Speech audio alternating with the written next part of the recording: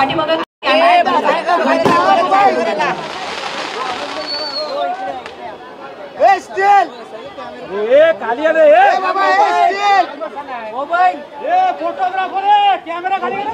छत्रपती शिवाजी महाराज की जय भवानी। भारत रत्न डॉक्टर बाबासाहेब आंबेडकरांचा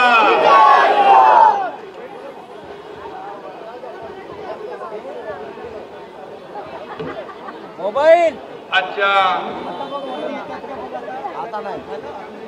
आपल्या मोबाईल खाली कर सुमित वजाळे यांच्या प्रवेश सोहळ्याला उपस्थित मंत्री आपले भरतशेठ गोगावले, राहुल शेवाळे, आमदार तुकाराम काते, आमदार मंगेश कुडाळकर, महेश साठे, समृद्धीताई काते, स्वातीताई दबडे, सुमित वजाळे, सर्व मान्यवर नाव घेत आणि उपस्थित सर्व माझ्या लाडक्या बहिणींनो आणि लाडक्या भावांनो, पत्रकार मित्रांनो, हे ते बंद कर ना ढोलकी, अरे बाबा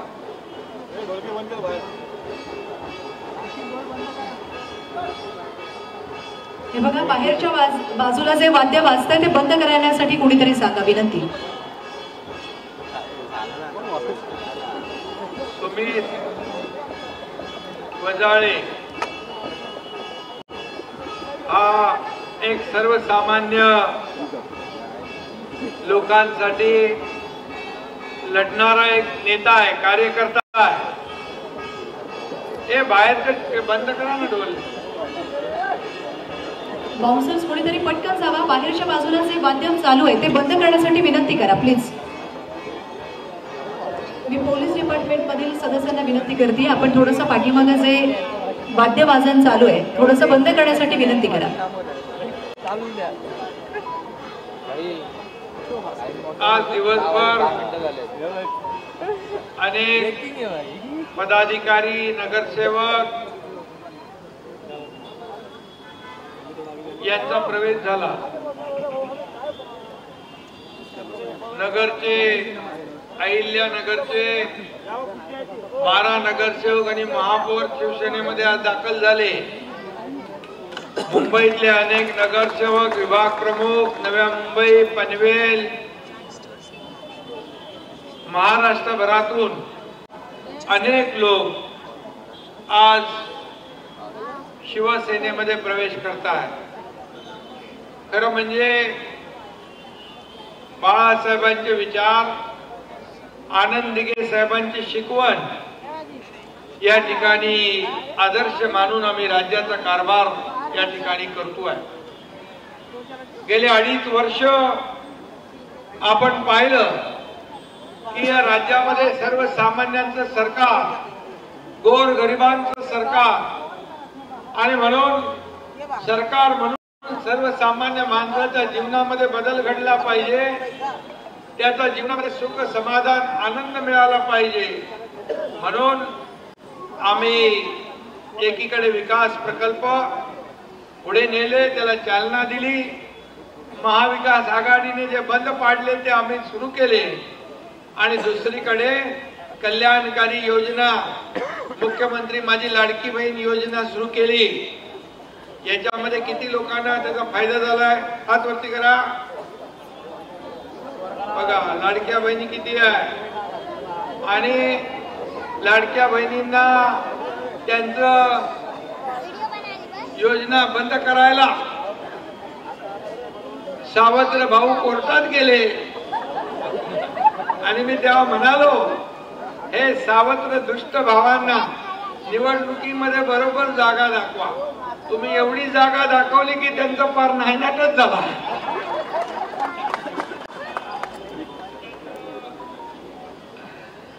आणि शिवसेनेने 80 जागा लढवल्या आणि 60 जागा निवडून आल्या।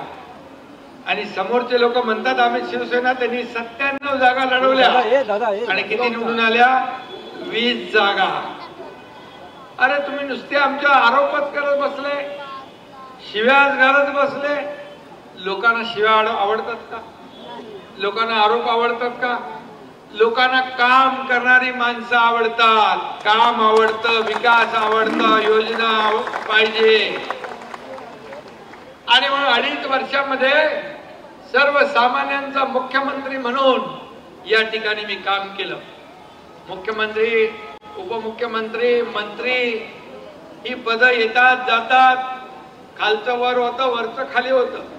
परंतु या सगळ्या पदांपेक्षा मला या महाराष्ट्रातल्या 2,40,00,000 या लाडक्या बहिणींचा लाडका भाऊ ही ओळख मला मिळाली. ही सगळ्यात मला मोठं पद आहे, याच्यापेक्षा मोठं पद नाही. आणि म्हणून मी जेव्हा मुख्यमंत्री म्हणून काम करायचो तेव्हा लोक सीएम आले, चीफ मिनिस्टर आले, मी त्यांना म्हणायचो अरे सीएम म्हणजे मी कॉमन मॅन आहे, सीएम म्हणजे कॉमन मॅन. आता मी डीसीएम आहे, आता पण डेडिकेटेड टू कॉमन मॅन. सर्वसामान्य माणसासाठी जगणं, त्यांच्या आयुष्याचं सोनं करणं हेच आम्हाला माहित आहे. आणि आता मुख्यमंत्री देवेंद्रजी आहेत, आम्ही एक टीम म्हणून काम करतोय. मी मुख्यमंत्री होतो तेव्हा देखील ते उपमुख्यमंत्री होते आणि या राज्याला पुढे नेण्याचं काम आम्ही केलं. भरत शेठ आमचे आता मंत्री आहेत. सर्वसामान्य कार्यकर्ता या राज्यामध्ये, एका गरीब शेतकऱ्याचा मुलगा या राज्याचा मुख्यमंत्री होऊ शकतो. सर्वसामान्य कुटुंबातला माणूस, व्यक्ती या देशाचा प्रधानमंत्री होऊ शकतो. हे केवळ आणि केवळ भारत रत्न डॉक्टर बाबासाहेब आंबेडकर यांच्या घटनेमुळे आणि त्यांचा आदर्श, त्यांनी या देशाला घटना दिली, त्या घटनेवर आधारित आम्ही कारभार करतोय. देशाचा कारभार प्रधानमंत्री मोदीजी करतात आणि इकडे महायुतीचं सरकार करतंय. लोकसभेमध्ये काय काय फसवलं, संविधान बदलणार, आरक्षण जाणार. खरंच काही लोक घाबरले. आता आदिवासी समाजाची लोक बाहेर होती, इथंही आहेत. कोळी समाज आहे इथे, आपल्या बाबासाहेबांचे अनुयायी, आपला दलित, शोषित, पीडित सगळे लोक आहेत. पारधी समाज आहे, सगळे या ठिकाणी एकत्र आलेले आहेत. आणि मग लोकसभेमध्ये फेक नॅरेटिव्ह पसरवून, खोट्या अफवा पसरवून मतं मिळवली. परंतु नंतरच्या 4 ते 5 महिन्यामध्ये आम्ही सगळं वातावरण पलटवून टाकलं. आमच्या लाडक्या बहिणीने धपाधप मतांचा वर्षाव केला. लाडक्या भावांनी केला, लाडक्या शेतकऱ्यांनी केला, लाडक्या ज्येष्ठांनी केला. आणि आतापर्यंतच्या इतिहासात कधी मिळालं नव्हतं एवढं यश. 232 जागा महायुतीला मिळाल्या आणि एक दैदिप्यमान इतिहास आणि यश या राज्याने पाहिलं. आणि म्हणून सुमित एक सर्वसामान्यांसाठी लढणारा कार्यकर्ता आहे, नेता आहे. आणि म्हणून आज तुम्ही एवढ्या मोठ्या संख्येने महाराष्ट्रातून आपण इकडे आलेला. त्यांनी मगाशी बोलताना सांगितलं की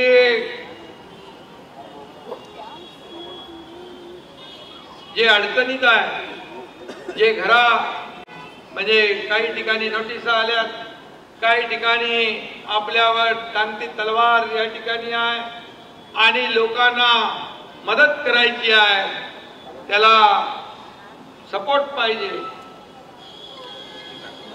ताकद पाहिजे. अरे बाबा, सर्वसामान्य माणसासाठी काम करणारा एकनाथ शिंदे आहे. आणि म्हणून सर्वसामान्य माणसासाठी आज सुमित वजाळे यांनी कंबर कसलेली आहे. आणि मग सर्वसामान्यांसाठी सुमितच्या पाठीशी एकनाथ शिंदे खंबीरपणे उभा राहील आणि आपण शेवटी हे राज्य, हे सरकार, हे सर्वसामान्यांचा, गोरगरिबांचा, सर्व जातीपातींचा आणि विकास हा अजेंडा आणि लोकाभिमुख कल्याणकारी योजना या ठिकाणी पुढे घेऊन जाणार हे सरकार आहे. आणि सुमित काय करतो? सुमित हेच करतोय. झोपडपट्टी महासंघाचं काय तर झोपडपट्टीचं अध्यक्षपद महाराष्ट्राचं होतं. सर्वसामान्य झोपडपट्टीत राहणारा माणूस या ठिकाणी मोठा झाला पाहिजे, त्याच्या जीवनात बदल घडला पाहिजे. आणि म्हणून आमच्या सरकारने देखील ठरवलंय हे झोपडपट्टी पुनर्विकास योजनेच्या माध्यमातून या झोपडपट्टीत राहणारे हजारो लाखो करोडो महाराष्ट्रातले गरीब दीन दलित यांना हक्काचं घर देण्याचा निर्णय आमच्या सरकारने घेतलेला आहे. जसं आदरणीय प्रधानमंत्री मोदीजींनी सर्वांसाठी घर, पंतप्रधान आवास योजना राबवताय, तसंच या महाराष्ट्रामध्ये जे रखडलेले झोपडपट्टी पुनर्विकास प्रकल्प तुमच्या बाजूला इथं आपल्या रमाबाई आंबेडकर नगर हे 17,000 घरांचं SRA प्रकल्प आपण पुढे नेतोय. 25 वर्ष त्यांना भाडं नाही मिळालं, ते घरातून बेघर झाले, बिल्डर पळून गेला. मग ती योजना SRA आणि MMRDA करते सुमित. आता त्यांना 65 कोटी भाडं MMRDA ने दिले. प्रत्येकाच्या 3 लाख 5 लाख 7 लाख चेक मी वाटले स्वतः. त्यांच्या डोळ्यामध्ये आनंद अश्रू पाहिले. त्यांना वाटलं होतं काहीच मिळणार नाही, घरही गेले, पैसेही गेले, भाडंही गेलं. पण एकनाथ शिंदे तुमच्यासाठी खंबीरपणे उभा आहे. आणि म्हणून आम्ही आता ठरवलंय पूर्ण मुंबईमध्ये किंबहुना महाराष्ट्रामध्ये जिथं जिथं हे रखडलेले प्रकल्प आहेत, म्हाडा, SRA यामध्ये अनेक ज्या आपल्या सरकारी एजन्सी आहे यांच्या माध्यमातून हे रखडलेले प्रकल्प आपल्याला पुढे न्यायचे आहे. रेल्वेच्या बाजूला जे ट्रॅकच्या बाजूला नोटिसा येतात त्याच्यासाठी पण तुम्ही लढले ना, त्यांना देखील आमच्या केंद्र सरकारशी रेल्वे मंत्र्यांशी बोलणं चालू आहे आणि त्यांना देखील परमनंट त्यांच्या डोक्यावरची टांगती तलवार हटवण्याचं काम देखील आपलं सरकार करेल. आणि या ठिकाणी त्यांना देखील या संपूर्ण मुंबई शहरामध्ये या महाराष्ट्रामध्ये हक्काची घरं देण्याचा निर्णय आपल्या सरकारने घेतलेला आहे. आणि म्हणून आदिवासी बांधवांना देखील मी सांगतो, कोळी समाज आहे, आदिवासी बांधव आहे, पारधी समाज आहे, अजून कोण कोण आहे, बंजारा समाज आहे आणि आपले सगळेच आहेत लोक. गायरान जमीन धारक पण आलेत, इकडं हिंदू आहेत, मुस्लिम आहेत, सगळे सगळे लोक आहेत, सर्व जातीपातीचे लोक एकत्र, हिंदू मुस्लिम सिख ईसाई सगळे सब तुम्हारे भाई भाई हमारे भाई भाई. आणि म्हणून या ठिकाणी तुम्ही चांगलं काम करताय आणि म्हणून चांगल्या कामाच्या पाठीशी उभं राहायचं शिकवण आमच्या बाळासाहेबांनी दिली आहे, आनंद दिघे साहेबांनी दिली. आमच्या इकडे 2 आमदार आहेत, इथले जवळचे आहे ना तुम्ही, यांना लागून यांना काय अडचण असली तर पहिला पकडत तुम्हाला पकडतील. आणि राहुल शेवाळे तर तुमच्या सोबत आहेत, त्यांनी इथं बुद्धविहारचं पण काम केलं ना त्यांच्या निधीतून. आणि म्हणून आज मी आपल्याला एवढंच सांगतो की झोपडपट्टी महासंघ महाराष्ट्र प्रदेश बरोबर ना, त्याचे अध्यक्ष झोपडपट्टी विकास आघाडी, झोपडपट्टीचा विकास, गोरगरिबांचा विकास, या आघाडीचा झोपडपट्टी विकास आघाडीचा अध्यक्ष आजपासून सुमित आपले वजाळे या ठिकाणी काम करतील. कारण शेवटी तळागाळातले सर्वसामान्य लोक हे त्यांच्याशीच आमची बांधिलकी आहे. आणि म्हणून गरीबी हटाओ, गरीबी हटाओ, गरीबी हटाओ असे नारा देणारे लोक किती वर्ष नारा दिला? गरीबी हटली? काँग्रेसनी गरीबी हटाओ, गरीबी हटाओ म्हटलं, हटली गरीबी? गरीबी हटला पण गरीबी हटली नाही. पण केंद्र सरकार मोदी साहेबांनी 38 कोटी लोकांना गरिबीतून वर काढलं. आज 80 कोटी लोकांना मोफत राशन देण्याचा निर्णय त्यांनी घेतला. मग खरं सांगा, गरिबी हटली का? गरिबी खरं हटवणारे कोण आणि गरीबाला हटवणारे कोण? आणि म्हणून तुम्हाला माझं सांगणं आहे की या ठिकाणी सुमित सारखे कार्यकर्ते तुमच्या पाठीशी उभे राहायला तयार झाले. त्यांच्या पाठीशी तुम्ही सगळे उभे राहणार ना? सगळ्यांनी हात वर करून सांगा. लाडक्या बहिणी तर एकदम पॉवरफुल आहेत. आपल्या लाडक्या बहिणीची योजना तर सुपर डुपर हिट झाली. सगळे घाबरून गेले. सावत्र भाऊ म्हणाले, निवडणुकीमध्ये तुम्ही बरोबर केलं का? मी सांगितलं, ज्या सावत्र भावांनी तुमच्या योजनेमध्ये खोडा घालायचं काम केला त्याला योग्य वेळेला जोडा दाखवा. आणि तो बरोबर तुम्ही दाखवला आणि त्यांची पळताभुई थोडी झाली. आणि म्हणून आता आमची जबाबदारी वाढली आहे.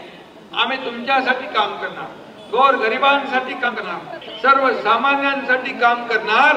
आणि मी आपल्याला एवढंच सांगतो, या एकनाथ शिंदेच्या शरीरातल्या प्रत्येक थेंबावर या गोर गरिबांचाच अधिकार आहे. गोर गरीब जनता हाच आमचा अजेंडा आहे. आणि म्हणून या महाराष्ट्राच्या विकासासाठी, या महाराष्ट्राच्या भल्यासाठी, सर्वसामान्यांच्या जीवनामध्ये आनंद देण्यासाठी, तुमच्या डोक्यावरचं छप्पर कायम करण्यासाठी हा एकनाथ शिंदे आणि आमचं सरकार पूर्णपणे तुमच्या पाठीशी खंबीरपणे उभं राहील अशा प्रकारचा शब्द देतो. आणि सुमित, तुम्ही म्हणाले की आमच्या पाठीशी उभे राहा, आम्हाला ताकद द्या, आशीर्वाद द्या, तर तुम्हाला पूर्णपणे 100% ताकद आणि आशीर्वाद आणि म्हणून गायरान जमिनीचा विषय तो देखील मिटेल. काळजी करू नका. त्यामध्ये काही लोक कोर्टात गेले, पण आम्ही गायरान जमिनीवर जे लोक शेती करतात, राहतात, त्यांना उघड्यावर पडू देणार नाही, त्यांना वाऱ्यावर सोडणार नाही. आणि म्हणून हे सर्वसामान्यांचं सरकार आहे, हे सर्वसामान्यांसाठी काम करणार. एवढंच सांगतो. पुन्हा एकदा सुमित वजाळे, तुम्हाला मनापासून मी शुभेच्छा देतो, आपलं अभिनंदन करतो. तुमच्या सोबत जे सर्व कार्यकर्ते आले त्या सर्व कार्यकर्त्यांचं स्वागत करतो आणि आपल्याला धन्यवाद देतो. जय हिंद, जय महाराष्ट्र, जय भीम. काँग्रेस कार्यकारी अध्यक्ष दक्षिण मध्य मुंबई जिल्हा श्री लक्ष्मणजी कोठारी यांचा शिवसेना पक्षामध्ये पक्षप्रवेश